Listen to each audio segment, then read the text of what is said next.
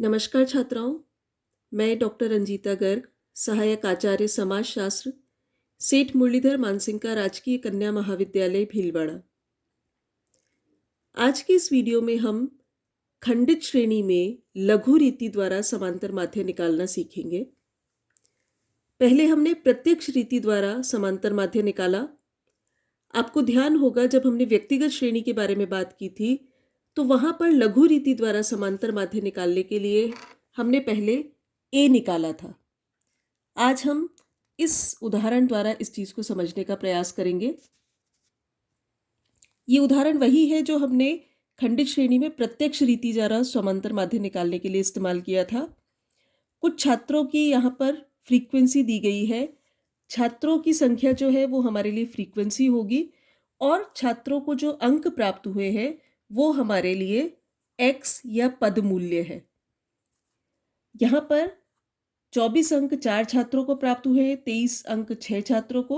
इस प्रकार से ये कुछ छात्रों का उल्लेख है और उन्हें प्राप्त अंक है। जब हम लघु रीति द्वारा खंडित श्रेणी में समांतर माध्य निकालते हैं तो हमारा फॉर्मूला होता है x bar is equal to a plus sigma f d x upon N.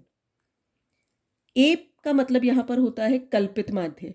जैसा कि हमने व्यक्तिगत श्रेणी में जब निकाला था लघु रीति द्वारा समांतर माध्य, तब भी हमने पहले ए निकाला था।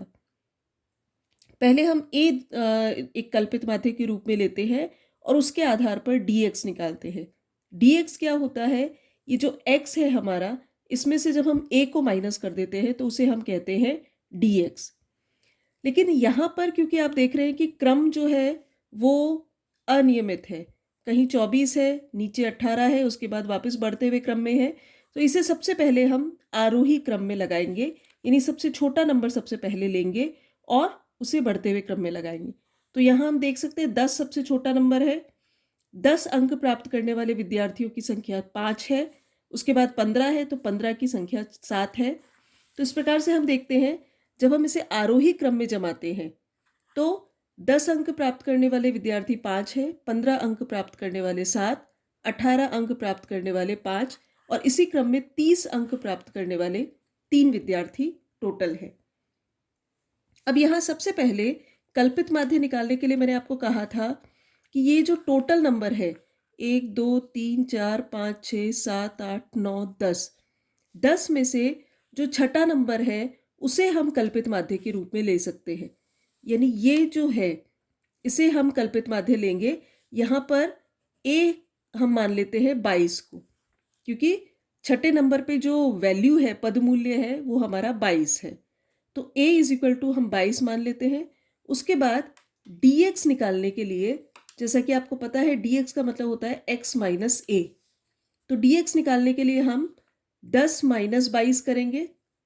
10 माइनस 22 अगर हम करते हैं तो -12, 15 माइनस 22 करते हैं -7, 18 माइनस 22 करते हैं -4, 20 minus 22 -2, 21 minus 22 -1, 22 minus 22 0, 23 minus 22 1, 24 minus 22 2, 25 minus 22 3 और 30 माइनस 22 8।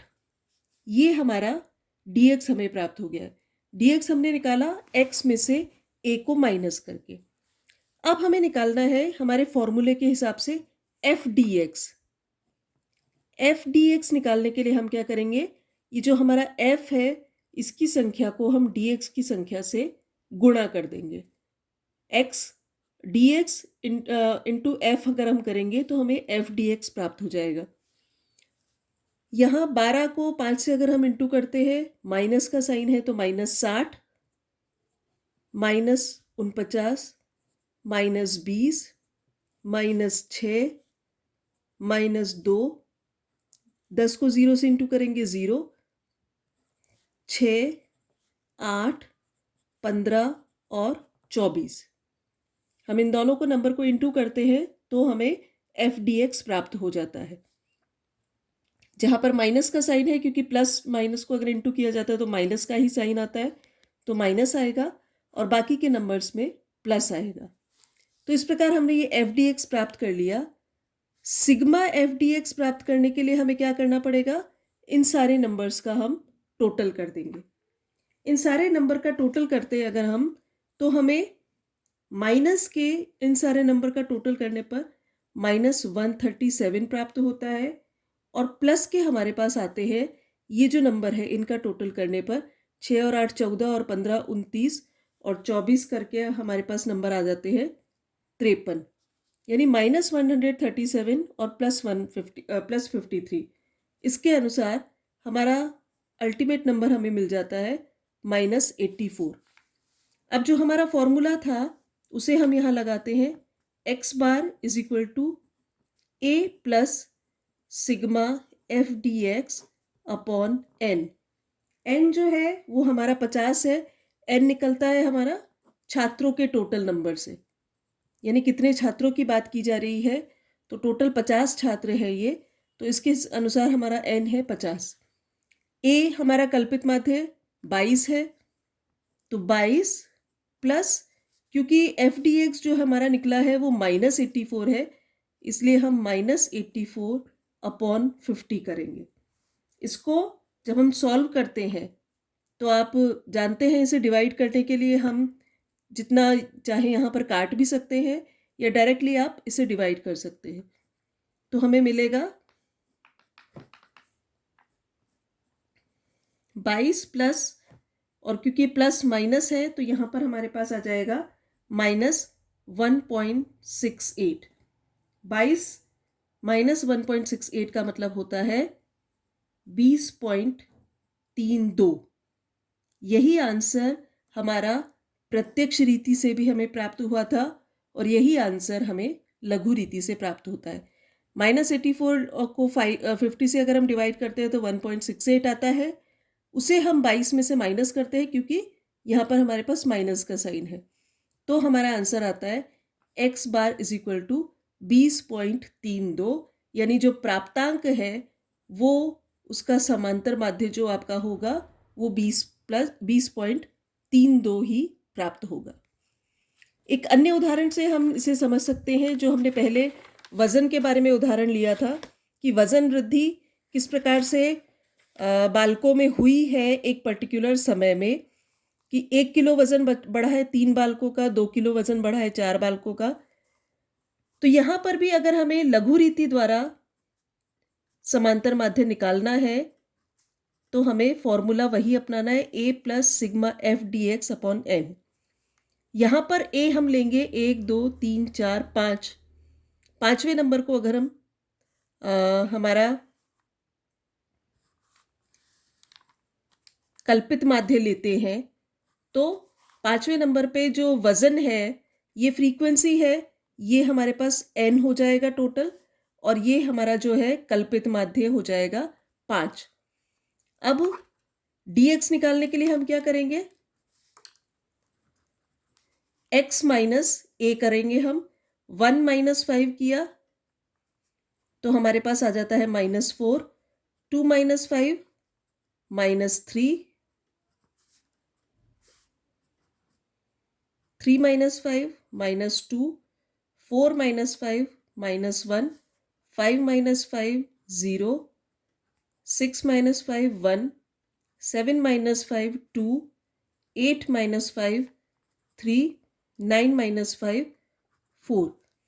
इसे हमें क्रम में नहीं जमाना पड़ा क्योंकि ऑलरेडी आरोही क्रम में था, इसलिए हमने इसे इसी तरीके से लेकर इसका जो मध्यांक है 9 में से बीच का अंक है 5, तो पांचवें वाले नंबर पे क्योंकि 5 ही आ रहा है इसलिए हमने a हमारा मान लिया 5। a इज इक्वल टू हमारा 5 है, और x माइनस a करने से हमें dx प्राप्त हो जाता है -4 -3 -2 -1। इस प्रकार से ये हमें dx प्राप्त हो जाता है। dx प्राप्त करने के बाद हमें एफ डी एक्स निकालना है, यानी f के नंबर को dx के नंबर से इंटू करना है। तो 3 और 4 को अगर हम इंटू करते हैं, क्योंकि माइनस का साइन है, -12, फिर से -12, फिर से -12, यहाँ -9, 0, 11, 18, 21 और 16। 3 चौक 12, 4 तिया 12, 6 दूनी 12, 9 एकम 9, 12 को 0 से किया तो 0, 11 एकम 11, 9 दूना 18, 7 तिया 21 और 4 चौक 16। ये हमारा टोटल हमें एफ डी एक्स मिल गया है। अब एफ डी एक्स को हमें सिग्मा एफ डी एक्स अगर निकालना है तो हमारे पास माइनस के नंबर हो गए, माइनस 12 तिया 36 और माइनस 9 हमारे पास हो गया माइनस के 45 और प्लस के हमारे पास नंबर हो गए हैं 11 और 18, 29 और 21, 50 और 16, 66। यानी हमारे पास यहाँ पर टोटल जो नंबर आ गया सिग्मा एफ डी एक्स वो हो गया है 66 में से हम 45 को माइनस करेंगे तो क्योंकि प्लस का नंबर बड़ा है इसलिए 21। हमारा n कितना है टोटल? 3 और 4 7 और 6 13, 13 और 9 22, 22 और 12 34 और 11 45 और 9 54, 54 और 7 61 और 4 65। n हमारा है 65, a हमारा है 5 और सिग्मा एफ डी एक्स है हमारा 21। तो अब हम वही फॉर्मूला लगाएंगे 22 प्लस 21 बटा 65।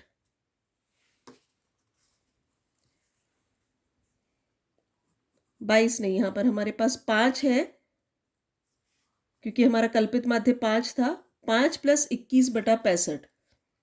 तो 5 प्लस 21 बटा 65 को अगर हम सॉल्व करते हैं तो 21 बटा 65 को सॉल्व करने पर हमारे पास आता है जो कि पहले भी हमने इसमें देखा था, यहाँ पर हमारे पास सॉल्व करने पर आया था 0.32। तो 65 डिवाइडेड 21 डिवाइडेड बाय 65 हो जाता है 0.32 और 5 प्लस 0.32 हो जाता है 5.32। यानी 5.32 केजी किलोग्राम जो है वो आपका समांतर माध्य है वजन का। और यही चीज़ जो है वो हमें जो हमने प्रत्यक्ष रीति द्वारा प्राप्त किया था उसमें भी हमें यही प्राप्त हुआ था। तो लघु रीति में हमें ए निकालना है, कल्पित माध्य निकालना है, और प्रत्यक्ष रीति में हम डायरेक्ट एफ को एक्स से इंटू करके उसे जोड़कर एन से डिवाइड कर देते हैं। धन्यवाद।